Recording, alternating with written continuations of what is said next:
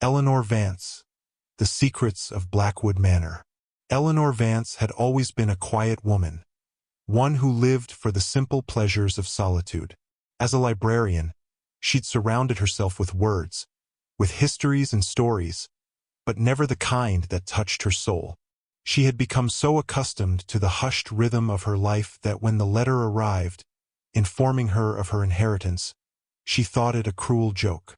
The letter was handwritten in flowing ink, a type of script she hadn't seen in years.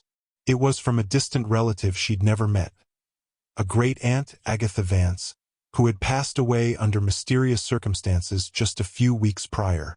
Eleanor was stunned to discover that she had inherited Blackwood Manor, a sprawling estate tucked deep in the English countryside. She had heard faint whispers about the manor in passing conversations, but it had always seemed like an ancient legend, long forgotten by time. The photograph of Blackwood Manor attached to the letter was enough to unnerve her. The mansion looked as though it were swallowed by the earth, with ivy creeping up its walls, and the windows dark like the empty eyes of a forgotten ghost. Eleanor couldn't help but wonder why Agatha, whom she'd never met, had left her such an ominous legacy. Despite her doubts, Eleanor decided to visit. Her finances were tight, and the inheritance could be a blessing, albeit one wrapped in mystery. Arrival at Blackwood Manor.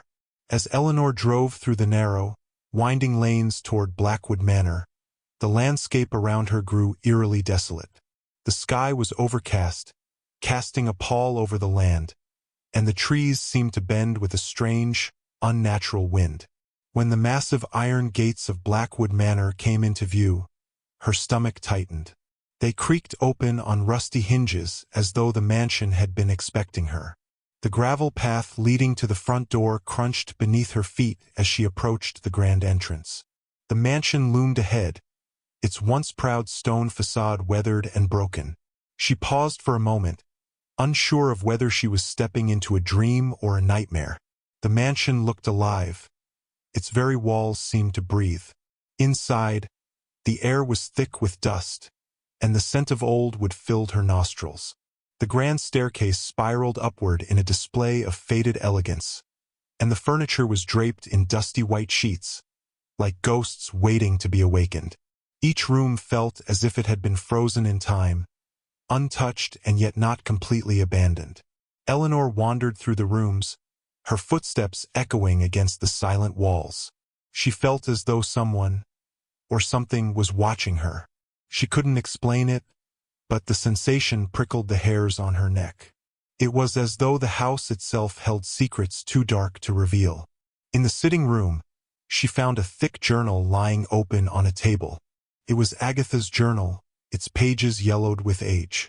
Eleanor felt compelled to open it. The journal and the dark truth. Agatha's handwriting was uneven, as though written in haste or fear. The first few pages were filled with mundane entries, but soon the tone shifted. Agatha spoke of strange noises at night, of shadows that moved within the house, and of voices she couldn't place. One entry, written with a hurried hand, caught Eleanor's eye. "The house is alive. I don't know what it wants, but I feel it. It watches me. It has watched every soul who has lived here. I must uncover the truth. I must find the heart of Blackwood, before it consumes me, as it has consumed the others." Eleanor's pulse quickened as she turned the pages. The further she read, the more twisted Agatha's entries became. She spoke of mysterious disappearances, servants who vanished without a trace, guests who came and never left, and an unsettling figure who seemed to follow Agatha wherever she went. Eleanor's heart pounded in her chest as she read the words that sent a chill through her bones. "I fear Ambrose Blackwood never left the house. He is still here in some form. He made a pact long ago, a pact that binds him to the very walls of Blackwood Manor. And the house has been feeding off of us ever since. Only one can leave. Only one can survive." Eleanor slammed the journal shut, the words echoing in her mind like a sinister chant. Was it all just madness? Or was there something more to Agatha's ramblings? She couldn't ignore the growing sense of dread that settled deep in her stomach. The mirror and the shadow. That night the whispering began. At first, it was faint, barely audible, like a distant murmur that she couldn't quite catch. But as the hours passed, it grew louder, like the house itself was speaking. Eleanor lay in bed, her heart racing, as the whispers swirled around her, echoing from the walls and floorboards. In the morning, Eleanor ventured through the house, trying to ignore the strange feeling that everything was closing in on her. She came across an old mirror in the West Wing, just as Agatha had described in her journal. The mirror was framed with ornate, twisting carvings, each depicting figures locked in eternal struggle. When Eleanor gazed into it, she was startled to see not her own reflection, but Agatha's face staring back at her. The eyes were hollow, drained of life, and her lips moved, speaking words that made Eleanor's skin crawl. "You have come for the truth, Eleanor. But the truth comes at a price." Eleanor stepped back, horrified, but the mirror continued to pulse with energy, drawing her in as if it were alive. She reached out, trembling, and her fingers grazed the surface. Suddenly, Agatha's voice spoke again, but this time, it was filled with desperation. "You are the last. Break the cycle. Find the heart of Blackwood and destroy it, or you will never leave. The house feeds on your soul, just as it fed on mine. The heart of Blackwood." The journal had mentioned the heart of Blackwood, but Eleanor had no idea what it meant. Desperation drove her to explore further, combing through every corner of the mansion, until she discovered a hidden trapdoor beneath a faded rug. She descended into the basement, the air thick with the smell of damp earth and decay. In the center of the room, she found an ancient chest, locked but covered in dust and cobwebs. Inside, there was a small, blackened object that pulsed faintly with energy. The moment her fingers touched it, the mansion seemed to groan, the walls creaking as though it were awakening from a long slumber.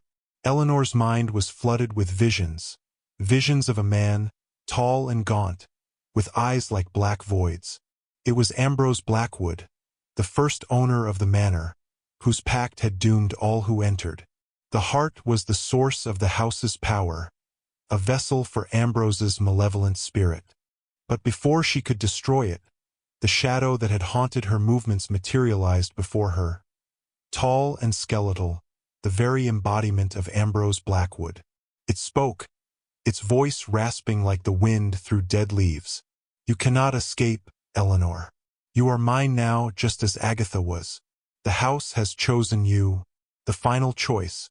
Eleanor clutched the heart in her hands, feeling its pulse against her palm. With a scream, she hurled the object at the shadow, and as it shattered against the stone floor, a violent force exploded through the room. The walls buckled and cracked, and the house trembled as though it were collapsing in on itself. Ambrose's form writhed, shrieking as the power binding him to the house was broken. He vanished in a cloud of ash, leaving only silence in his wake. The mansion began to crumble, its foundations no longer able to hold the weight of its dark history. Eleanor ran, the echoes of the house's death rattling in her ears. She burst into the open air just as Blackwood Manor collapsed into dust. As she walked away, the wind carried a faint whisper. "The house remembers." Epilogue. Eleanor left Blackwood Manor behind, choosing to return to her quiet life, but the horrors of the mansion lingered in her mind. At night, when the wind howled and the shadows crept across her walls, she could still hear the faintest whispers. She had destroyed the heart, but she knew the truth. The house would never forget her, and neither would she ever forget it.